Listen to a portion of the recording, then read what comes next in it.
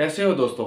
28 जून 1914 एक 19 साल का स्कूल में पढ़ने वाला स्टूडेंट ऑस्ट्रियो हंगेरियन एम्पायर के प्रिंस की गोली मारकर हत्या कर देता है और इस एक घटना की वजह से जंग छिड़ जाती है। एक ऐसी जंग जो 4 साल तक चलती है, 2 करोड़ से ज़्यादा लोगों की जानें जाती हैं। एक ऐसी वॉर जिसमें कई एंशियंट एम्पायर्स ख़त्म हो जाती हैं। एक ऐसी वॉर जो ढेर सारी कॉन्टिनेंट्स और कंट्रीज में लड़ी जाती हैं। आज के दिन हम इस वॉर को वर्ल्ड वॉर 1 के नाम से जानते हैं। सुनने में बड़ा सेंसेशनल लगता है ना। इस एक घटना की वजह से पूरी दुनिया में वर्ल्ड वॉर 1 हो गई। अगर हम टाइम मशीन की मदद से वापस जाते और इस एक घटना को होने से रोक पाते तो क्या दुनिया में कोई वर्ल्ड वॉर नहीं होती। रियलिटी इतनी सिंपल नहीं है दोस्तों, क्योंकि इतनी लंबी जंग एक लंबे कॉम्प्लेक्स ऑफ चेन की वजह से होती है और फिर एक ऐसी घटना होती है जिसकी वजह से वो स्पार्क आता है। इमेजिन करो, एक डायनामाइट्स का पहाड़ है यहाँ पर और मैं एक छोटी सी माचिस लेकर इस डायनामाइट के पहाड़ को फोड़ देता हूँ, तो जो धमाका यहाँ पर हुआ है वो मेरी माचिस की वजह से नहीं हुआ। एक्चुअली में यहाँ पर एक डायनामाइट का पहाड़ था, इसलिए हुआ था वो। तो आइए आज की वीडियो में हम वर्ल्ड वॉर 1 को समझते हैं। January 1916. 140,000 men were assembling for the attack. In our wood, the front trenches will be taken in the first minutes. For 3 hours, the German heavy guns. At 7 in the morning, the bombardment switched. साल 1914 में Europe का नक्शा कुछ इस तरह दिखता था और बीच में एक बड़ा सा ऑस्ट्रियो एम्पायर था। जर्मनी का जो सा आज का एम्पायर है वो भी जर्मन एम्पायर से काफ़ी ज़्यादा बड़ा है। पोलैंड कोई देश नहीं होता था। रशिया में रशियन एम्पायर था। आज के दिन के टर्की में ऑटोमन एम्पायर था। इसके अलावा यूनाइटेड किंगडम और फ्रांस था। इसके अलावा इंटरेस्टिंग थिंग ये है दोस्तों कि उस टाइम पर इन सभी कंट्रीज़ में एक राजा महाराजा वाला सिस्टम था वहाँ पर। इनफैक्ट सिर्फ 3 कंट्रीज ऐसी थी वहाँ पर जो डेमोक्रेसी थी, उन पे राजा महाराजा वाला सिस्टम नहीं था। फ्रांस, स्विट्ज़रलैंड और सैन मरीनो। बीच में कुछ कंट्रीज ऐसी हैं जिन्हें हम बाल्कन कंट्रीज भी कहते हैं। याद रखना ये हमारी कहानी में काफ़ी इम्पोर्टेंट भी हैं। अपनी कहानी की हम शुरुआत करते हैं साल 1878 से। रशियन एम्पायर और ऑटोमन एम्पायर के बीच में एक जंग हुई थी। ऑटोमन एम्पायर एक तरफ था और रशियन एम्पायर दूसरी तरफ था, जो इन बाल्कन कंट्रीज की मदद भी कर रहा था इन ऑटोमन एम्पायर से अलग होने में भी। इस जंग के कंक्लूजन में ट्रीटी ऑफ बर्लिन 1878 में साइन की गई। ट्रीटी के तहत ऑस्ट्रियो हंगेरियन एम्पायर को हक दिया गया था कि बोस्निया और हेर्ज़ेगोविना का जो रीजन है उसको ये एडमिनिस्ट्रेशन कर सकता है टेम्परेरीली, लेकिन ऑफिशियली ये ऑटोमन एम्पायर का था। लेकिन अक्टूबर 1908 में ऑस्ट्रो हंगेरियन एम्पायर ने बोस्नो और हंगेरियन को इन्वेड कर दिया। उस समय का एक पॉलिटिकल कार्टून है जो बहुत इंटरेस्टिंग है देखना। ऑटोमन के सुल्तान बोट पकड़ के खड़े हैं और इनके एक हेल्पलेस फील कर रहे हैं, क्योंकि ऑटोमन एम्पायर में इंटरनल प्रॉब्लम्स आने लग गई थी, रेवोल्यूशंस होने लग गई थी। अब इस समय में बुल्गारिया आज़ाद हो गया था ऑटोमन से। ये कार्टून के बीच में देख सकते हैं एक इंडिपेंडेंट देश बन गया। लेफ्ट पे आप देख सकते हैं ऑस्ट्रियन महाराजा बोस्निया और हेर्ज़ेगोविना देश को भी छीन रहे हैं, यानी कि मैप से फाड़ कर छीन रहे हैं, अपनी तरफ कर रहे हैं। ये जो बोस्नो हर्ज़ेगोविना का देश है ये 400 साल तक ऑटोमन एम्पायर के अंडर रहा था, लेकिन आज़ादी मिलने की बजाय यहाँ पर एक और एम्पायर ने आकर इसे कैप्चर कर लिया था। ऑब्वियसली जो बोस्निया में रहने वाले लोग थे वो इससे बहुत गुस्सा थे, वो आज़ाद होना चाहते थे। उनकी नेबरिंग कंट्री सर्बिया में भी लोग बड़े गुस्सा थे इस चीज़ को लेकर। सर्बियन लोगों का बोस्निया के लोगों के साथ ना सिर्फ एक जियोग्राफिकल कनेक्शन था बल्कि एथनिक कनेक्शन भी था। एक्चुअली में जो सी सारी कंट्रीज हैं एशियन यूरोप की, इनकी एथनिक सिटी है स्लाव्स की। बहुत से लोग इन कंट्रीज में रहने वाले इस चीज़ को फील भी करते हैं। तो सर्बिया ने कंप्लेन की यहाँ पर कि ऑस्ट्रियो हंगेरियन का जो एम्पायर है वो ना सिर्फ बोस्निया को इन्वेड कर रहा है बल्कि वो हमारे साउथ स्लैव्स को भी इन्वेड करना चाह रहा है। अब इस देश पर कब्जा करने से पहले ऑस्ट्रियन हंगेरियन के फॉरेन मिनिस्टर ने ऑलरेडी रशियन फॉरेन मिनिस्टर से बात कर ली थी कि रशिया इसे ऑब्जेक्ट बिल्कुल भी ना करे। हम आपको पहले ही बता रहे हैं कि हम इस कंट्री पर कब्जा करने लगे हैं, और रशिया ने बात सुन भी ली थी क्योंकि रशिया को रिटर्न में कुछ और चीज़ चाहिए थी। इस नक्शे को देखिए, ये है ब्लैक सी और इसके नीचे है सी ऑफ मारा। बीच में से ये स्ट्रेट ऑफ बोस्निया गुजरता है इस्तांबुल को डिवाइड करते हुए। अब ये वाला पार्ट ओटोमन एम्पायर के पास था और रशिया इसे छीनना चाहता था। अब रशिया ने हंगेरियन एम्पायर को कहा था कि हम इसे छीनेंगे, हम इस पर कब्जा बनाएंगे, तुम हमें कुछ मत कहना, तुम वहाँ पर बोस्निया देश पर कब्जा जमा लो और हम तुम्हें कुछ भी नहीं कहेंगे। अच्छी डील थी, लेकिन एक प्रॉब्लम भी थी। प्रॉब्लम ये थी कि रशिया में बहुत से स्लाविक लोग भी रहते थे और रशिया के अंदर बहुत सारे लोग, ढेरों लोग प्रोटेस्ट करने लगे इस चीज़ को देखकर कि कैसे हम बर्दाश्त कर सकते हैं कि ऑस्ट्रियो हंगेरियन एम्पायर वहाँ पर हमारे स्लाविक लोग हैं उनके ऊपर कब्जा जमा ले। रशियन एम्पायर ऑलरेडी कमज़ोर हो चुका था और उसे अपने लोगों की सुननी भी पड़ी थी।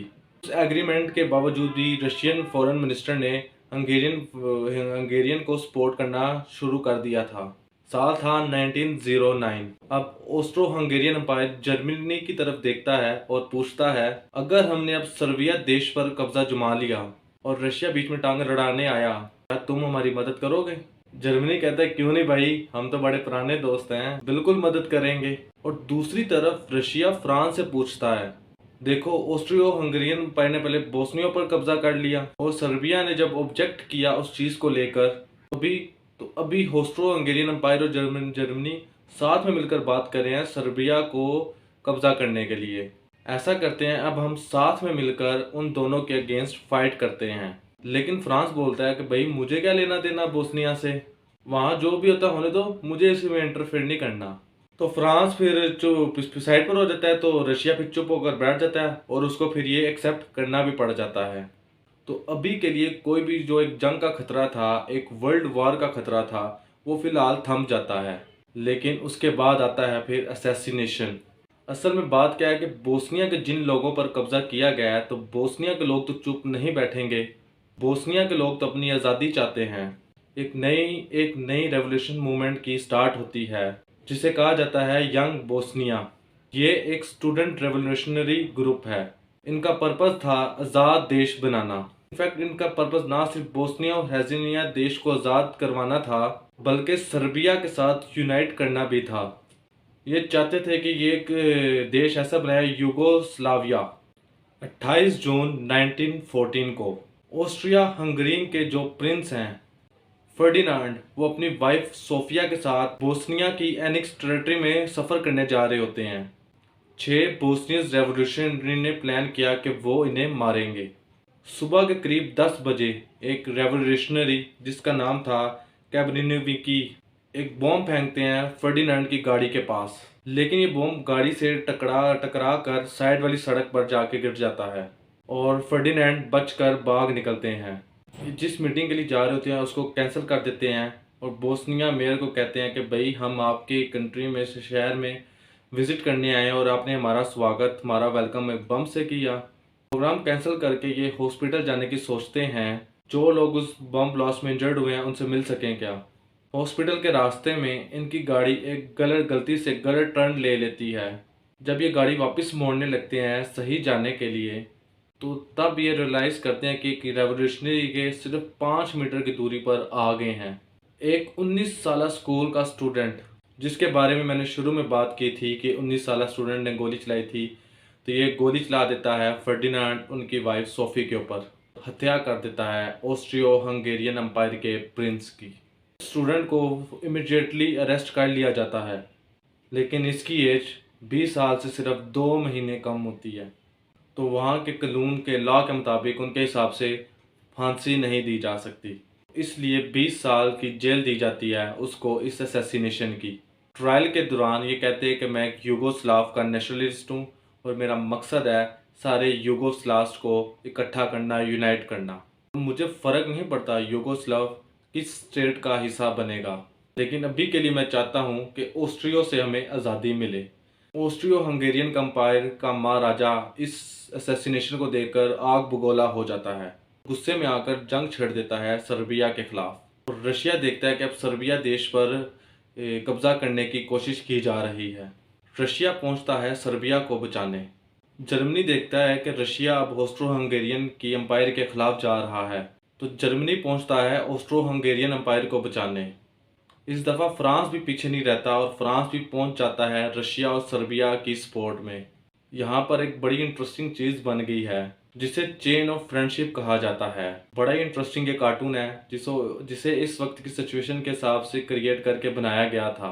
इटली देश एक्चुअली ऑस्ट्रो हंगेरियन जर्मनी के साथ अलायंस में था, लेकिन अपनी एग्रीमेंट से पीछे हट जाता है इटली इन दोनों को सपोर्ट करने से, क्योंकि एग्रीमेंट में कहा गया था कि अगर हमारी कंट्रीज के ऊपर कोई हमला होता है तब हम आपकी मदद कर सकते हैं। लेकिन यहाँ पर तो लिटरली ऑस्ट्रिया हंगरी और जर्मनी इन्वेड करने लग रहे हैं, खुद से हमला करने लग रहे हैं, तो हम पीछे हट रहे हैं।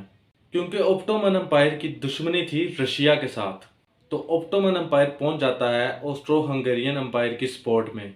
अभी यहाँ पर यूनाइटेड किंगडम की भी इन्वॉल्वमेंट हो जाती है, क्योंकि रशिया, फ्रांस और ब्रिटेन की एक अलायंस ट्रीटी थी ट्रिपल इंटेंटिंग करके। ऐसे एक बड़ी जंग होती है द ग्रेट वॉर, तो ऐसे ही सारी कंट्रीज एक दूसरे के साथ जंग पर आ जाती हैं। बाद में यूएसए और जापान जैसे देश भी जुड़ जाते हैं जंग में ब्रिटेन और फ्रांस को सपोर्ट करने। तो ऑब्वियसली जिन कंट्रीज पर ब्रिटिश राज था, जैसे कि सब कॉन्टिनेंट, वो कॉन्टिनेंट्स भी इन्वॉल्व हो जाते हैं इन सब में, क्योंकि ब्रिटिश को सोल्जर्स की ज़रूरत थी। तो सबसे आसान सोल्यूशन ये था कि जिन कंट्रीज़ पर, कॉन्टिनेंट्स पर ब्रिटिश ने अपनी हुकूमत बनाई हुई थी, ओबियसली उन कंट्रीज़ के, उन कॉन्टिनेंट्स के लोगों को इस्तेमाल किया जाए, सोल्जर बनाया जाए। तो ढेर सारे सब कॉन्टिनेंट के लोग, जैसे जो कि आज के पाकिस्तान और इंडिया के हैं, जाते हैं ब्रिटेन के बिहाफ पे वर्ल्ड वॉर 1 में पार्टिसिपेट करने के लिए। तो ऐसे शुरुआत होती है दोस्तों वर्ल्ड वॉर 1 की। लेकिन यहाँ पर एक बहुत ही ज़रूरी सवाल उठता है कि सारी कंट्रीज़ क्यों इतनी उत्सुक थी एक दूसरे के खिलाफ जंग लड़ने के लिए। आज के दिन ऐसा कुछ हो जाए तो इतनी सारी कंट्रीज़ के बीच में जंग तो नहीं होगी। उस समय क्या चीज़ ऐसी अलग थी कि सारी कंट्रीज़ एक जंग पर चली गई थी। 4 मेन रीजंस बताई जाती हैं दोस्तों: नेशनलिज्म, इंपीरियलिज्म, मिलिट्रीज़म और अलायंसेस। नेशनलाइजेशन का मतलब है दोस्तों यहाँ पर कि बिना लिबरल नेशनलाइजेशन, आज़ादी का नेशनलाइज्म, एक ऐसा नेशनलाइज्म जो रेस पर डिपेंड हो, जो इस पर फोकस हो कि मेरी कंट्री बेस्ट कंट्री है पूरी दुनिया की, और जो बाकी की कंट्रीज़ हैं उनके खिलाफ एक अग्रेसिव एटीट्यूड होना, बाकी कंट्रीज़ को एक निचली नज़र से देखना। बिस्मार्क ने जर्मनी को यूनिफॉर्म किया था 1871 में, वो नेशनलिज्म की बेसिस पर किया था। लेकिन फिर भी जर्मनी एक कॉन्स्टिट्यूशनल मोनार्की थी, और इन ऐसी मोनार्की का राजा महाराजाओं ने बहुत फ़ायदा उठाया था। लोगों को कन्विंस भी किया था कि वॉर पर चले जाओ अपनी कंट्री के लिए। तो यहाँ पर इन्होंने वॉर डिक्लेयर की इंपीरियलिज्म के लिए, बाकी कंट्रीज़ को ऑक्यूपाई करने के लिए, उन पर कब्जा करने के लिए। यहाँ पर ये आप सोचोगे कि अपनी कंट्रीज़ को मैनेज करना इतना मुश्किल होता है, तो ये लोग दूसरी कंट्रीज़ को इन्वेड करके शामिल क्यों करना चाहते थे, क्यों दूसरी कंट्रीज़ पर कब्जा करना चाह रहे थे? इसका सिंपल आंसर है दोस्तों, लूट मचाना। राजा महाराजा एक दूसरे की कंट्रीज़ पर कब्जा करते थे, एक तो अपनी प्राइड बचाने के लिए, अपनी पावर दिखाने के लिए, यार कि यार ये देखो मेरे अंडर कितना इलाका आता है। दूसरा रिसोर्सेज को एक्सप्लॉइट करने के लिए, कहीं पर सोना पाया जाता था उसे लूट कर। और 1900 तक ये जो सा काम था लूटने का, ये कैपिटलिस्ट कंपनी भी करने लग गई थी। जैसे कि एक एग्जांपल है कि east India company. East India company तो पहले कब्जा किया था सब कॉन्टिनेंट के कुछ एरियाज़ पर, और फिर यहाँ की वेल्थ को, जो सा स्टैम्प की वेल्थ थी, उसको डिटेन करना शुरू किया था। इसलिए कई लोग इंपीरियलिज्म को हाई स्टेज ऑफ कैपिटलिज्म कह के भी पुकारते हैं। कैपिटलिस्ट दूसरे कंट्रीज़ पर कब्जा करके उनके रॉ मटेरियल, उनके चीप लेबर्स पर कब्जा करते हैं अपना प्रॉफिट कमाने के लिए। उस टाइम के एक फेमस कैपिटलिस्ट हेनरी फोर्ड, उन्होंने इनफैक्ट एक खुद बड़ा फेमस डायलॉग भी कहा था वार और कैपिटलिज्म को लेकर।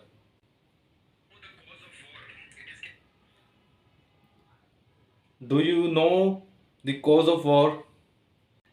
It is capitalism, greed, the dirty hunger for dollars.